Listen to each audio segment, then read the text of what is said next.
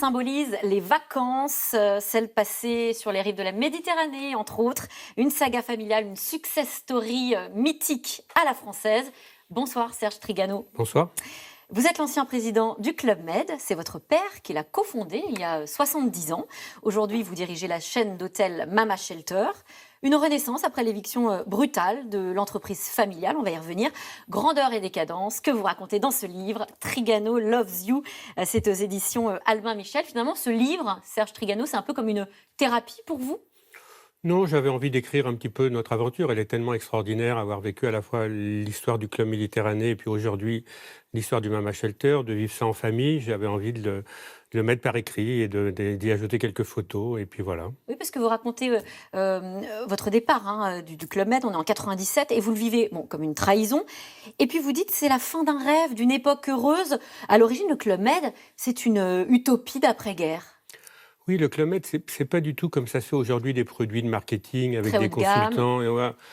C'est dans l'esprit, la guerre vient de se terminer, une équipe d'anciens résistants, Gérard, Gilbert et tout un groupe d'hommes et de femmes ont envie de donner un peu de bonheur et de donner un peu la vie à des gens qui ont souffert. Voilà, la rage de vivre, de faire du sport, de faire la fête, de faire l'amour, de se rencontrer, ainsi de suite. Et ils créent donc ce club avec un petit endroit au Baléares, à El Koudia, où la première année, il y a 2000 personnes qui viennent. Enfin, c'est un tout petit truc. Et on est à 16 000 francs les 3 semaines, donc on est à l'équivalent de 450 €.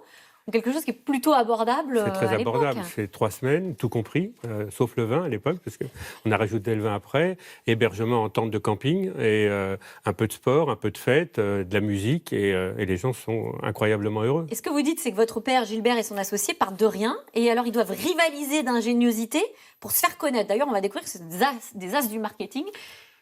C'est des as du marketing sans être des gens du marketing. Il n'y a pas eu de direction du marketing. Il n'y a pas eu de direction du marketing au club pendant des dizaines d'années. Au départ, personne ne connaît le Club Med. Personne ne connaît. Il n'y a pas de réservation. Il n'y a pas de réservation. Et l'idée d'un des cofondateurs, de Gérard, c'est de mettre une petite affiche dans le métro avec 3 semaines au Baléares, tout compris, pour une somme de X. Et il n'y a pas d'inscription, il n'y a rien. Et 3 jours après, Gérard recouvre ça d'un bandeau en marquant que c'est complet.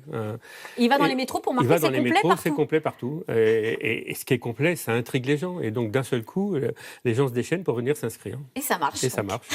Alors, impossible de parler du Club Med. Vous en parlez d'ailleurs vous-même en disant finalement, c'était la rage de vivre aussi. Et l'époque où on fait l'amour, on parle du film Les Bronzés. Oui. Alors, Les Bronzés, votre père l'a plutôt assez mal vécu, cette sortie de film. Oui. Il a détesté parce qu'il y a une vision un peu caricaturale, évidemment, de cette liberté sexuelle.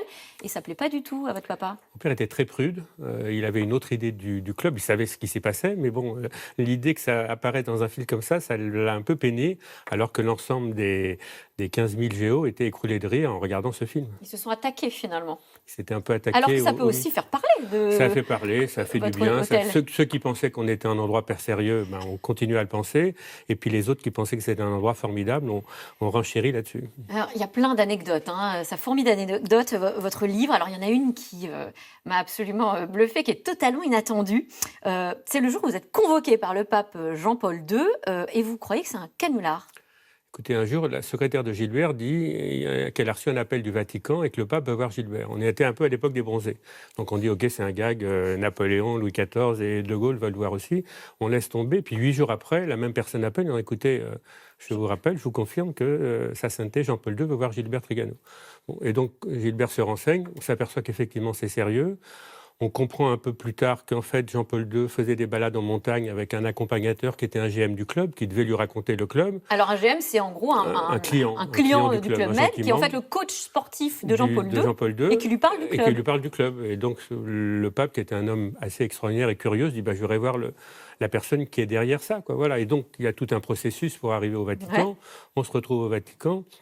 Et le pape arrive vers Gilbert et lui dit « Mais alors Trigano, c'est quoi votre métier ?» Et Gilbert lui dit « Sa Sainteté, mon métier, ça consiste à accueillir des hommes et des femmes du monde entier dans les plus beaux endroits du monde et leur apporter un peu de bonheur. » Et le pape le regarde avec un petit sourire et lui dit « Alors Trigano, on fait le même métier. » Ah ouais. Voilà. Et il passe et il va ailleurs. Voilà. On a vu d'ailleurs votre père à côté du pape. Voilà, c'est le deuxième Absolument. en partant de la droite. Absolument. Lors de cette fameuse rencontre où effectivement... parle de faire le même métier. Bon, il y a des petites différences tout de même. Alors, après votre départ, vous parlez vous-même d'une traversée du désert. Le téléphone ne sonne plus, vous n'êtes plus invité. Vous avez le sentiment d'un ratage complet, dites-vous. Et pourtant, vous allez avoir une intuition. Plus question de plage au soleil, cette fois-ci, vous misez tout sur la ville. Oui, parce qu'en fait, ce qui avait fait le succès du club des grandes années et des grands tours opérateurs, c'était une époque où les gens partaient 2, 3 semaines, 4 semaines en vacances au bord de la Méditerranée. La Méditerranée était une mer de paix, les couples fonctionnaient, le soleil était quelque chose de béni. Bon, au début des années 2000, les couples ont explosé en vol. Il y a un couple sur 2 qui finit en divorce, donc ça change la façon de prendre des vacances avec le papa et la maman. La mer Méditerranée, malheureusement, est moins une mer de paix qu'elle l'avait été au début des années 50-60. Le soleil, on nous explique que ça donne le cancer.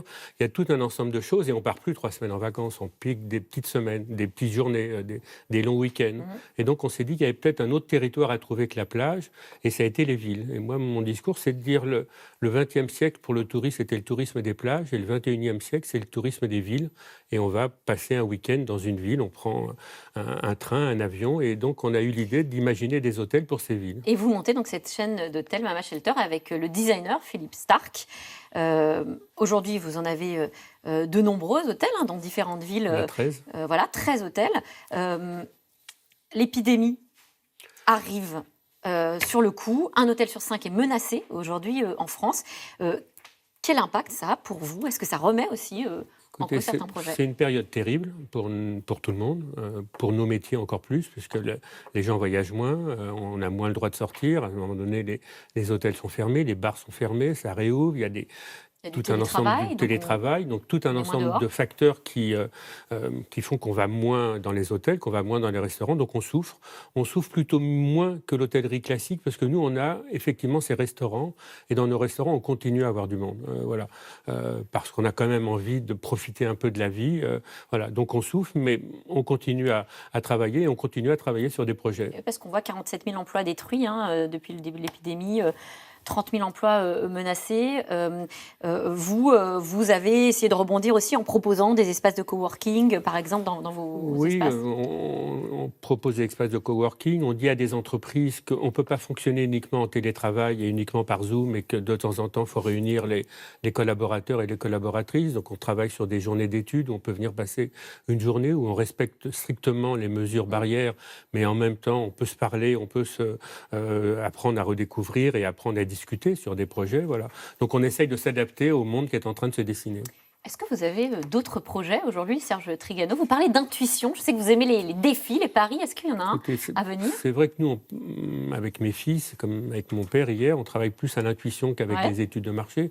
Donc on a quelques pistes sur lesquelles on réfléchit. On pense qu'il y a à réinventer un nouveau village de vacances qui retrouverait les racines du club du début avec la modernité de ce qu'on a besoin aujourd'hui. On pense qu'il y a une nouvelle hôtellerie de luxe à réimaginer, un peu plus simple, un peu plus abordable. Et j'ai lu aussi que vous réfléchissiez à des maisons de retraite nouvelle génération. On pense, alors moi je suis en plein dedans, qu'il y a des choses à inventer sur le troisième âge et qu'on va avoir du temps, un peu d'argent et donc il y a des concepts nouveaux inventés avec de la gentillesse, de la bienveillance, de la remise en forme, des thalassos pour les gens qui pourraient partir comme ça, passer un peu de jour et en même temps accueillir leurs petits-enfants. La maison de retraite rêvée. Merci Serge Trigano.